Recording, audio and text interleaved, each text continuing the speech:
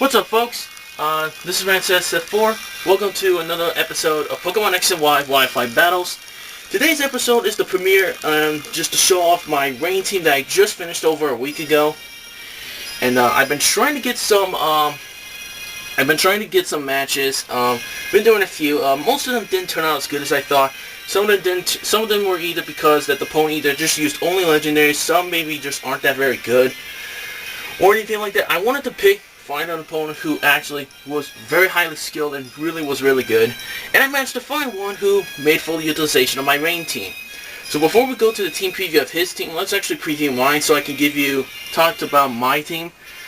My name's very simple. I just want to see if I can adjust this a little. No, but I can't zoom out because this is funny. I was going to record, but it kept zooming. Now I was trying to see if I could zoom out the time that it shows the clear text. But unfortunately, it didn't seem to work. So I'm going to have to try to keep making some improvements to see how it works. But anyway, let's talk about my team. I have my Toxic Spike Setup / Specially Defensive Wall Tentacruel. Physically defensive wall with the ability of Slowbro. And I know somebody might be asking right now, wait, how come I don't have a Regenerator Slowbro? It's simple. I don't have a Friend Safari with a Slowpoke with its hidden ability. If I did actually have a Friend Safari with a Regenerator, I would definitely replace it with this Slowbro with the Regenerator one with the same moveset, which in this case I have Trick Room on the Slowbro, which by the way in this matchup and going against most of the opponents, it's very handy move, especially for Slow since he's slow as fuck. Again, sorry for swearing right there, but it is definitely true. I also got my special defensive Soulfest Polito, who's with the Drizzle ability to set up the rain. Specially defensive Gudra, who makes full use of the rain, but is still strong even without the rain. My Rapid Spinner / Mega Evolution Blastoise, who takes a lot of physical and special, and it moves pretty damn well. And my physical attacker, Dry Skin Toxicroak. Actually, now let's talk about the team preview on his team. In terms of type matchup or which Pokemon could be big threats, I definitely knew right off the bat that Klefki and Hippowdon that are on his team were going to be threats because they always set up spikes or anything like that and stuff like that. But the one Pokemon that by far was the biggest threat on most of my team is his Meltrick, or whatever the Pokemon's name is. That's actually his Mega Evolution. Actually, and I knew right off the bat that I needed Gudra alive for that thing, because Gudra can take any move he offers. In terms of physical attackers, he only has three that are mostly physical attackers, which are Golurk, Galad, and Hippowdon. The rest are simply his special attackers. Well, actually Klefki's a physical attacker, but he's not that powerful on the physical side anyway. Anyways, like I said, he has a type Logian, which I know for a fact those things are super powerful in terms of special attacking wise. Because the most common move everyone runs on him is going to be Eruption, which is his strongest move. Golurk, Galad, Klefki, Hippowdon, and Moltres. So my main goal for this to win the game was to get rid of Klefki, Hippowdon, and that stuff, and get rid of the other Pokemon. That way the rest is no problem. So let's go and get started. There we go. And I did max out the volume on my 3DS just to let everyone know. And, oh look, there it is again. Oh, never mind, you can actually see the text a little bit better now. Okay. And, oh, never mind, it's focusing in again. Okay, so I guess it's just pure random, I guess. I don't know. Okay, so anyways, he starts out with this Pokemon. I just went ahead and go for the Toxic Spikes.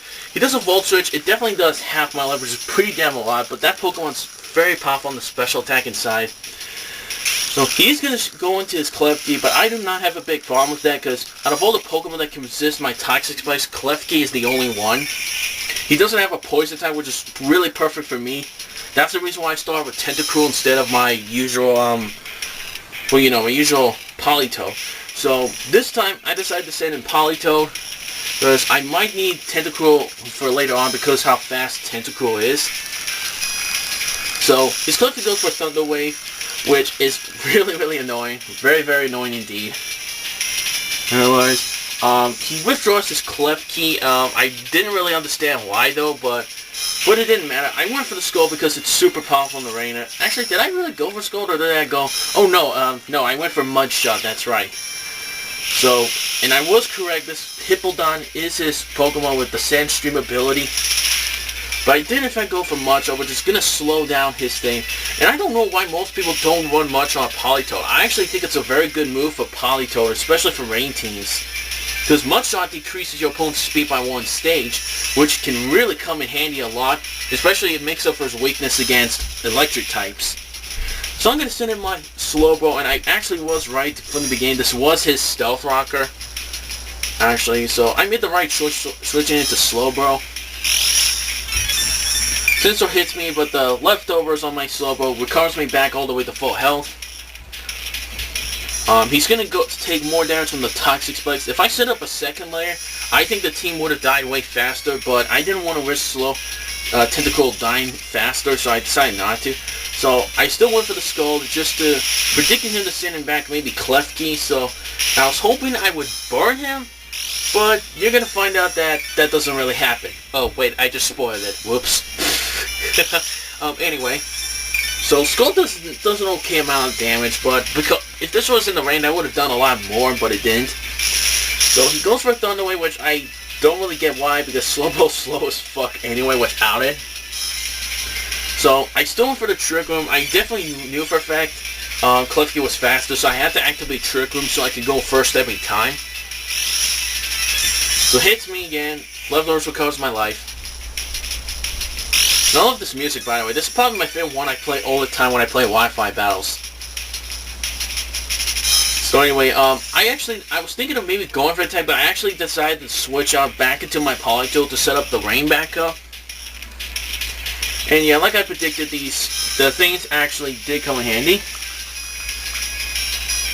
The camera keeps focusing at it. I mean, you can see the text pretty well now, but sometimes it focuses out. I need to keep improving this. So anyway, he sets up spikes, which I definitely knew for a fact, like I said from the beginning, that I really need to get rid of Klefki and Hippowdon so I can know, so that way I can, once I get rid of them, I can actually use Blastoise's Rapid Spin. So he actually goes for a Light Screen, which is a pretty good move actually on his part to increase his team's special defense.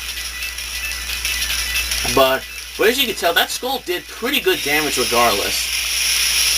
I go for Skull. I keep going for it just to hopefully and hoping that, hoping that he would actually get burned. But I can't even burn this thing for some weird reason. So he goes for Foul Play. Does a decent amount, but it's not enough because Politoed's not heavily invested into attack stat. So I try to go for Skull again. I get Parahaxed again. For the first time anyway, actually. He goes for another Foul Play. I was too low on life, so there was definitely no way I can actually live another hit from it. So I'm just going to switch, save Politoed for later. So I'm going to switch him back into my Slowbro. And I know for a fact he probably did win for the Foul Play regardless. I lose quite a lot of health because of the spikes and Stealth Rock. He does the thing, and it does pretty much nothing to my Slowbro, because like I said, my Slowbro is so physically defensive, and I did not put any investment into his attack stat, so that's why I didn't do a lot.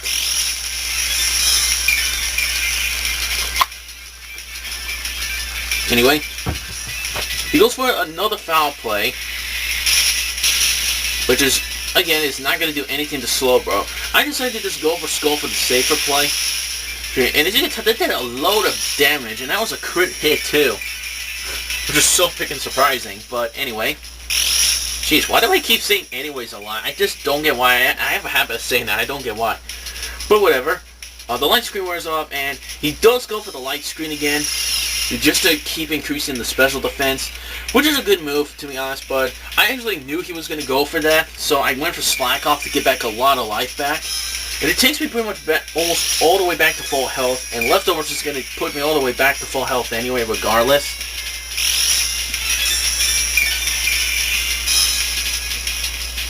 And just to let everyone know, this guy's name is Itachi, that's actually his name. He sets up another layer of spikes, and I was like, yep, I really need to get rid of these things.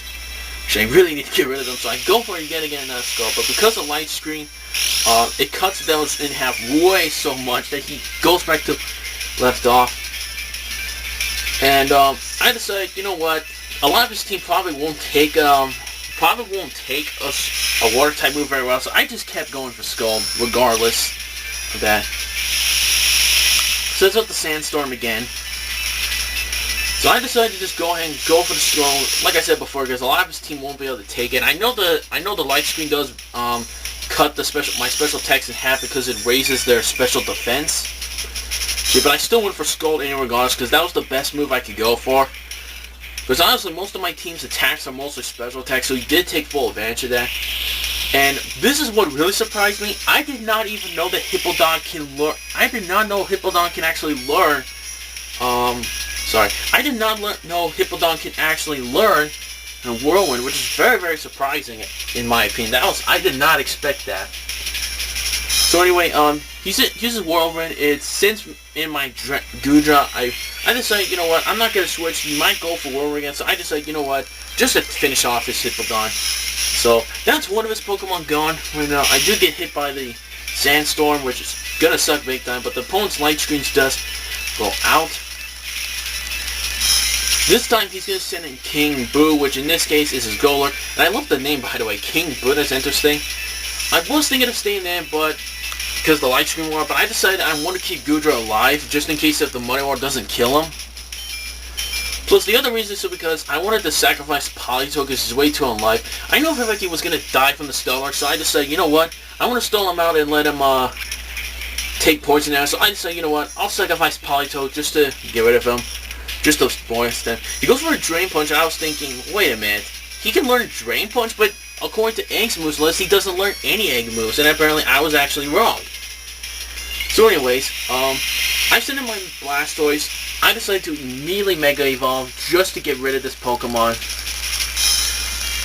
And he goes for the Drain Punch like I predicted, but it really is not going to matter because that did nothing to Blastoise at all. And this Water Pulse is easily going to kill him in one shot. And it's going to boost, which is pretty damn good actually in my opinion. Even if he lived through that with a tiny HP left, the poison would finish him off regardless. So I really love Mega Blastoise. He's so underused, I don't get why. So anyways, he's going to send in his Moltrick. So anyways, he's going to send in Moltrick. I decided to switch Blastoise. I do not want him to die from this Moltrick at all. I think that is his name, I think. So I decided to send in my Gudra. Like I said, he's going to take massive damage anyway from this, but... And he's going to Mega Evolve, and this is when I worried that, crap, I really need Gudra alive for this thing. I really need Gudra alive. And then he goes for the Thunderbolt. Gets the Intimidate out, but I'm not a physical attacker regardless. Goes for the Thunderbolt, and I saw the amount of damage, and believe it or not, that only did 25 points of, that only did 26 points of damage. And then I realized, okay, if he goes for another Thunderbolt Volt Switch, I can take that and go for a risk. So that's what I did. I go for risk, for a huge risk, and like I predicted, the Volt Switch did not kill me at all, and that was not even a crit. I think even with a crit, it probably didn't matter, actually. So I went straight for the rest. And then I finally got him all rested up. I decided to just go ahead and switch out immediately afterwards because, like I said, I really needed Gudra alive for his Moltrick. Again, I don't really know the Pokemon's name. I really am sorry if I don't really know because I really can't pronounce some Pokemon's names right. So I switch out, switching back into my Slowbro. Actually, who's again is going to take pretty damn good damage because of the spikes and Stealth Rock. And he actually does a double switch predicting my switch, and I was like, wow, that's a pretty damn good move. He is going to send in Galad, who's going to get poisoned by the Toxic Spikes. I definitely knew right off the bat that I'm probably going to take whatever hit he offers, which is good for me. And he gets hurt right there. He goes for the close combat, to which I was like, wait, why did it close combat? I mean, that does an okay amount of damage. Even though it's not effective, that does decent damage. But surprisingly, I quickly learned this is a Life Orb Galad. And I tried to go for a Trigger, but unfortunately I got paralyzed, which is pretty damn annoying for me. But I know for a fact I can take any other move he offers. So he gets hit by the poison. And he goes for the Shadow Sting, which is not a bad move, actually. Not really a bad move at all. And that did quite a good amount of damage. But like I said, it's a Life Orb, so I was expecting that. I decided to just go for the Skull and not for Trick Room, just to push his life down up to the point where the poison will finish him off. So, I got rid of him, Galad. And this is when I finally knew I got rid of all of his physical attackers, other than Klefki, but his foul play won't do that much. So I decided to go ahead and let Slowbro die, because Slowbro has pretty much done his job anyway regardless. He got rid of, well actually he and the other Pokemon got rid of physical attackers, because I just want to get rid of them so Slowbro's no longer useful. So I'm just going to let him die, and I can get a free switch in. He does actually go for the Volt Switch, which sends in Klefki, which is a great opportunity for me, because that's going to give me a great opportunity to go right ahead, send in my Blastoise. And like I said before, my Blastoise is my is my Rapid Spinner. He's going to take quite a damn amount of damage. But here though, I was predicting maybe the Thunder Wave, because he probably feared that that I might be faster than his Klefki, so he always goes for Parahax. But it doesn't matter, the Parahax doesn't hit me, it does not affect me at all. I managed to land the Rapid Spin, which is perfect, because now the spikes and Stealth Rocks are gone. Actually. Now this one, I decided to just go straight for the Water Pulse. But he actually decides to go for the foul play to try to heal me. Unfortunately, I lived through that with only 1 HP left, but unfortunately the Parax does kick in, which really sucks. I mean, I'll be completely honest though, I think he could have maybe just taken that advantage and maybe just went for enough. There are spikes, but it probably did not matter regardless. I think he just wanted to get rid of Blastoise, so at least that way he can, set up another layer of spikes. Luckily though, since I got rid of them on my field, I can send in Toxicroak now, who's my Focus Sash one. And like I predicted, he did in fact go for the Thunder Wave, which is going to really be annoying for Toxicroak, and you'll see it pretty shortly in this battle. I go for the Drain Punch just to finish off his Klefki. Now, I know Drain Punch is not that effective against Fairy types, but keep in mind though, Klefki's a Steel type, and Fighting type was a super against Steel type, while not affecting Fairy type, so I knew for a fact that Drain Punch was going to finish off his Klefki at that range. Actually, so his Night Motion is faster because of the Thunder Wave. He goes for a Focus Blast, which I did not understand why that. I did take that well enough where it didn't do half my life, it did less than half of my life. So since he did it, that was really good for me, because that gives me a free opportunity to go right ahead and go for a Swords Dance. Now here I was thinking of going for Dragon Punch, but I decided to go for Sucker Punch, because I thought at first that would probably kill him, but it did not, which is very, very unfortunate. And so the poison almost killed him, but if he was badly poisoned, I think that would have killed him anyway. And it's kind of weird, because I used Rapid Spin. It said I got rid of the Toxic Spikes on his field, yet Typhlosion still got poisoned anyway. I really don't get why. He gets the Intimidate off, which is pretty bad. I made almost a risky misclick here. I went for Sucker Punch, but I should have went for Drain Punch anyway. So, but luckily the Parahex saved me. At this time I went for Sucker Punch. Nope, guess what? Parahex kicks in. And it gets to a free Fall Surge, and my Toxicroak dies, which really, really sucks. Which really stings. I actually was predicting to go for Full Surge, so that's why I went for Sucker Punch. But unfortunately though, didn't turn out as well as I thought it would happen. So he sends him back Typhlosion, and the poison finishes him off here, and then he sends him back in his Moltric, or whatever his name is. And this was a great opportunity. I actually decided to go, I could have just sent in Goodra immediately, but I wanted to send in my Tentacle because I thought maybe I could be faster than this thing, so that might give me an opportunity to dish out massive damage. Nope, I was wrong. He's still faster than my Tentacruel, and I was like, fuck. And that stinks. If I had maybe Polytoad Life, and if he took that Thunderbolt well, I could use Mushroom to decrease this guy's speed. That way Tentacruel can be faster, but didn't matter. He pretty much lost. I sent him my Goodra. It is going to take Goodra 2 turns to recover from the rest sleep. But look at that. Does nothing. Does absolutely nothing to my Goodra at all. Yeah. And while I'm resting, taking all hits like as if they were nothing, he's going to slowly die from the Toxic. Goes for a Volt Switch, does pretty much nothing yet again. Only 19 points of damage. I still fall asleep, and I knew for a fact because that rest gives you 2 turns of sleep, I just went in straight immediately for the Dragon Pulse. He goes for a Flamethrower, which I did not expect that, to be completely honest though, but again, does pretty much absolutely nothing. And so I woke up, go for Dragon Pulse, and that is the end of the game right there. And that is the end of the game here, and really quite a good match, actually, very good match. Pretty much down to the last remaining Pokemon, actually. And like I said before in the beginning of this video, I really needed to keep Gudra alive for that Moltrick and maybe some of his other special attackers. Because I needed to keep Gudra alive for that. And it's very good that I did, because if he actually got a crit on that Volt Switch, which would have killed my Gudra, I probably would have lost the game. Luckily though, I actually was predicting that it would not kill me actually, so I actually was very, very lucky for that. So anyways everyone, that's it for this episode of Pokemon X and Y Wi-Fi Battles. I hope you guys enjoyed it. And for next week's episode, it's going to be dependent. I may actually try out a new team that I'm in the middle of making right now. It may take me a while to make it, but I am going to keep trying to make it. So thanks for watching everyone, and I'll see you guys next time in the next episode.